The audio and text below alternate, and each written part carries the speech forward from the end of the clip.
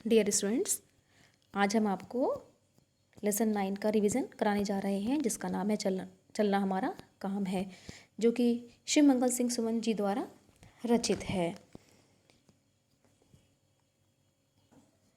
वे हमें यह संदेश देना चाहते हैं कि मनुष्य के पास अनंत शक्तियाँ हैं, असीम शक्तियाँ हैं। इसलिए जब तक आप अपने लक्ष्य को प्राप्त नहीं कर लेते तब तक आपको रुकना नहीं चाहिए। मुसीबतों का सामना करते हुए आगे बढ़ते रहना ही चाहिए। तो आइए शुरू करते हैं। First paragraph.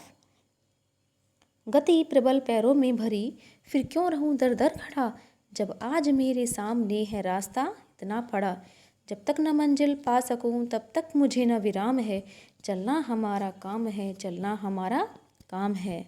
तो इन पंक्तियों के माध्यम से कवि कहना चाहते हैं कि मनुष्य को अपने जीवन में निरंतर सक्रिय और गतिशील रहना चाहिए। वे कहते हैं कि मानव के पास असीम शक्तियां हैं, उसके पास अद्भुत क्षमताएं हैं, जिसके कारण वह बड़ी से बड़ी चुनौतियों का सामना करने की शक्ति रखता है।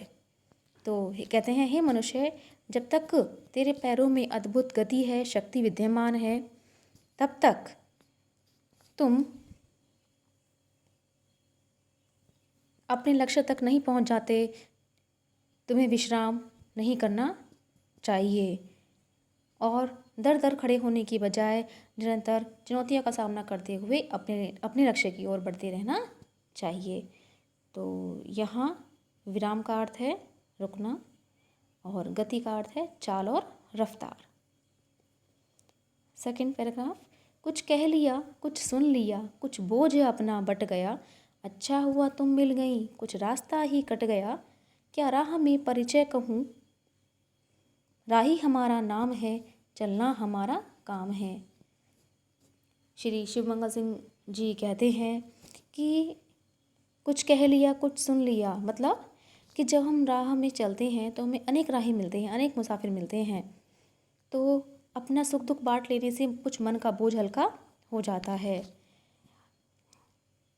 यहाँ पर जब वो कहते हैं कुछ बोझ अपना बट गया, अच्छा हुआ तुम मिल गई, यानी कि इन पंक्तियों के माध्यम से भी अपनी प्रेमिका के संबंध में कहते हैं कि अच्छा हुआ जीवन के मार्ग में चलते हुए मुझे तुम्हारा साथ प्राप्त हो गया, तुम्हारे साथ रहने से मेरा कुछ समय आसानी से कट गया। क्या राह में परिचय कहूँ, वे कहते हैं कि मैं अपना परिचय किस प्रकार दूँ।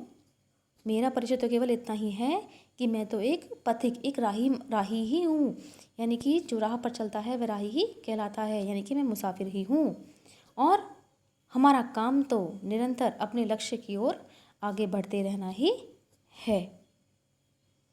Next paragraph. जीवन अपूर्ण लिए हुए, पाता कभी खोता कभी, आशा निराशा से घिरा, हंसता कभी रोता कभी, गति मति न हो अवरुद्ध, इसका ध्यान आठों याम है, चलना हमारा काम है, चलना हमारा काम है। तो वो कहते हैं कि गतिमति का जो अर्थ है बच्चों,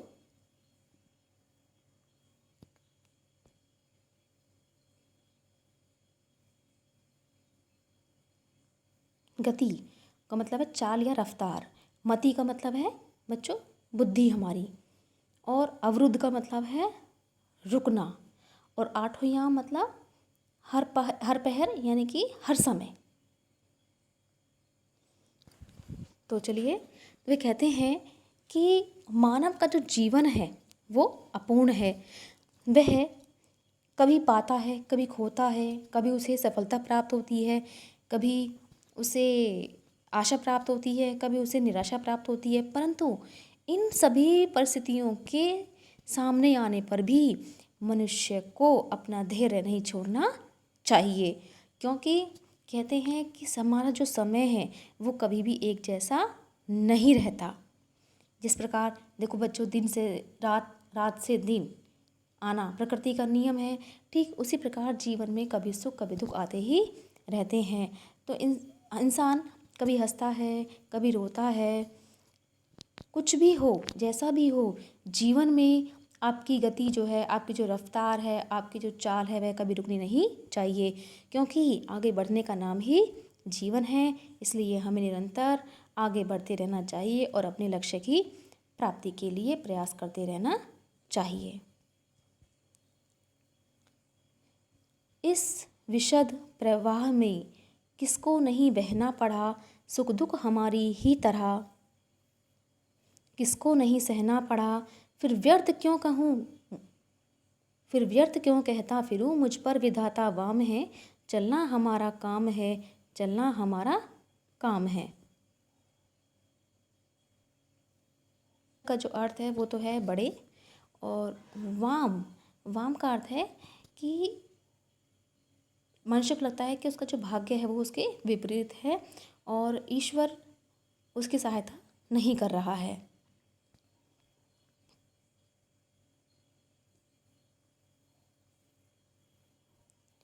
कहते हैं इस विश्व प्रवाह में, यानी कि इस इतने बड़े संसार में किसको नहीं बहना पड़ा, यानी कि किसको कष्ट नहीं सहना पड़ा। कहने का तात्पर्य यह है कि संसार में ऐसा कोई भी नहीं है जिसके जीवन में सुख या दुख, सफलता या असफलता ना आई हो। यानी कि प्रत्येक इस संसार में सभी को इन सभी कठिनाइयों से गुजरना पड़ता है, क्योंकि हमेशा जीवन में सुख नहीं रहता और हमेशा दुख भी नहीं रहता। तो कवि अपने आप को ही सांत्वना देते हुए कहता है कि वह व्यर्थ में ही क्यों अपने आप को अभागा कहे, क्योंकि जीवन जो पथ है वह गति का ही नाम है। इसलिए हमें हमारे जो जीवन है, सुख और दुख उसके अनिवार्य अंग हैं, यानी कि ये हमारे जीवन के प्रमुख भाग हैं। इसलिए दुखों से विचलित होना, उनसे परेशान होना और भाग्य को दोष देना उचित नहीं है। नेक्स्ट पैराग्राफ, मैं पूर्णता की खोज में। बच्चों यहाँ से हम आपको पढ़ाएंगे नेक्स्ट सेशन में। आज बस इतना ही। So thank you and have a nice day.